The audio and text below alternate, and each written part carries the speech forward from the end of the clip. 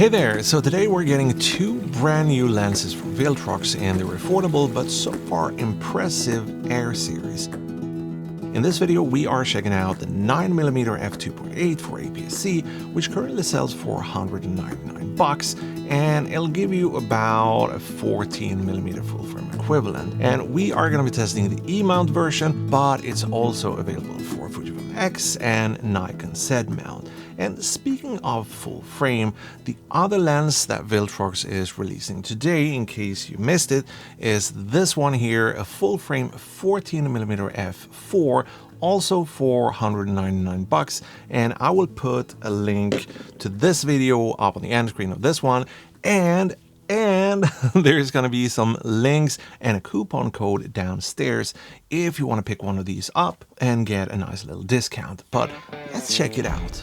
In true Viltrox Air series style, we're getting a lightweight plastic design with a metal mount.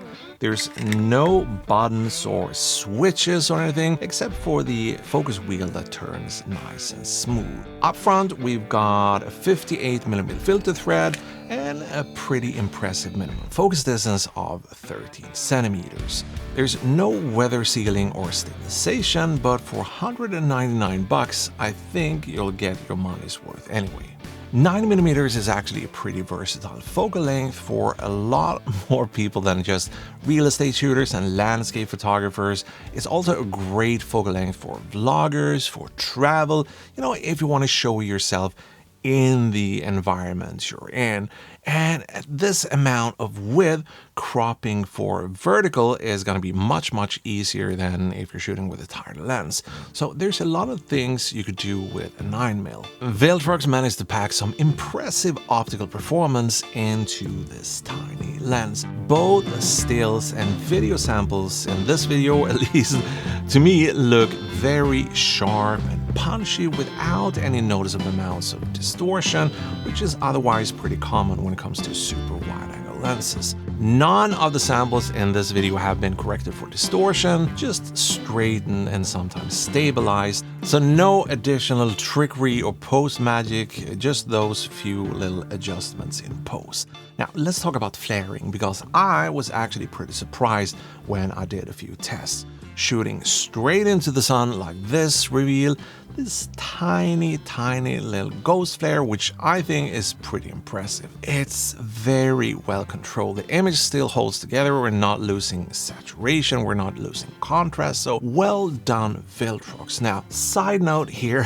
some of the samples in this video were actually shot on the A7S III, which automatically crops down to 1080 when using an APS-C lens, unless you kind of lock it into 4K mode and then zoom in 150% to correct for the image circle and all that fun stuff. But I still think they look good, and that's probably because the sharpness of this lens.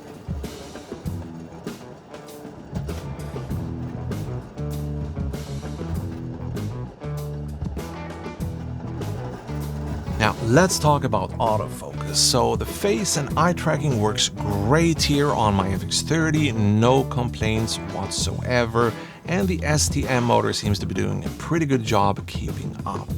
I'm not seeing a ton of focus breathing here either, but maybe there's a tiny amount, but nothing alarming. And this here is a wide-angle lens, so most of the things in frame is gonna be in focus more or less. So I wouldn't worry about any focus breathing on this lens. I think it's definitely, up to Viltrox standard.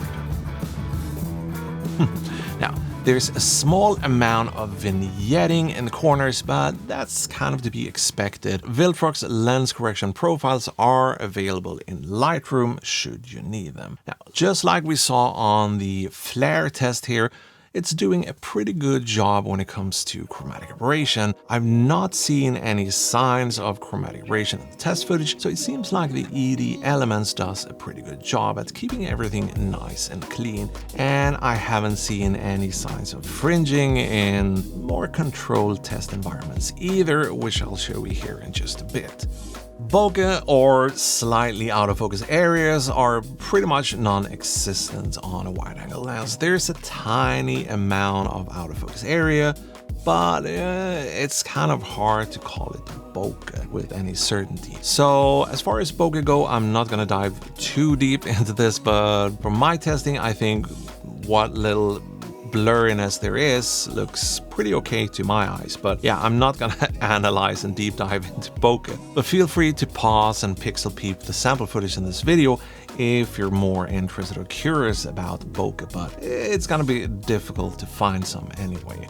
Now, as far as kind of practical use, I've taken this lens out on a couple of different outings, and while I'm not used to shooting this wide, once you get it right, it really hits home. Whether it's for creative purposes like a forced perspective shot, but let's address the elephant in the room. The f2.8 aperture is, it's not the fastest super wide angle I've seen, and while it can be tricky for some of us video shooters in low light scenarios like these ones here, I don't think it's gonna be the end of the world being stuck at f2.8. Especially with today's cameras, they're pretty clean when it comes to low light environments if you're shooting indoors.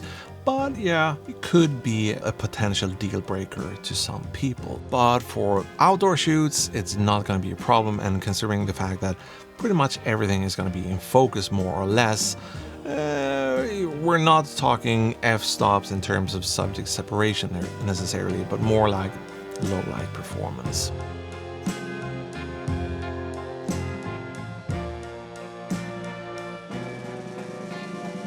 So, is it worth $200?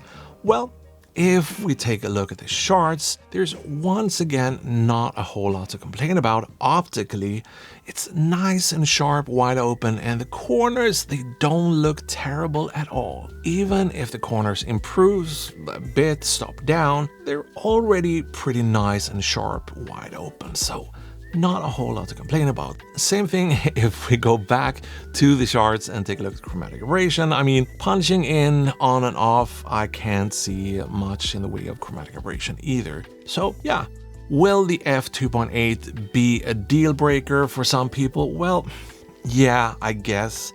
And if we compare it to something like the Sony 11mm f1.8, I think we're getting less distortion, we're getting better sharpness and overall optical performance compared to that 11mm, and the only difference is the f1.8 versus 2.8, which is a full stop of light, and the Sony lens being $700, I think $695 or $698 or something, and this here being $199, and it will get the job done without too many surprises. So if you want to pick this up, like I said in the beginning of this video, there's going to be some links that you can use, and there's going to be a little coupon code to save a few bucks to make sure you get the best bargain or the best deal possible out there. And if you want to check out the 14mm video, I'm gonna link that up here on the end screen. But until then, until the next video, I want to thank you for, not constantly, I don't want to sit here and thank you while you're off doing something else, but yeah, I want to thank you for watching this video and potentially that other video, and maybe picking up one of these lenses. I hope that made sense. Anyway, thank you so much. I'll see you in the next one. Happy shooting and goodbyes.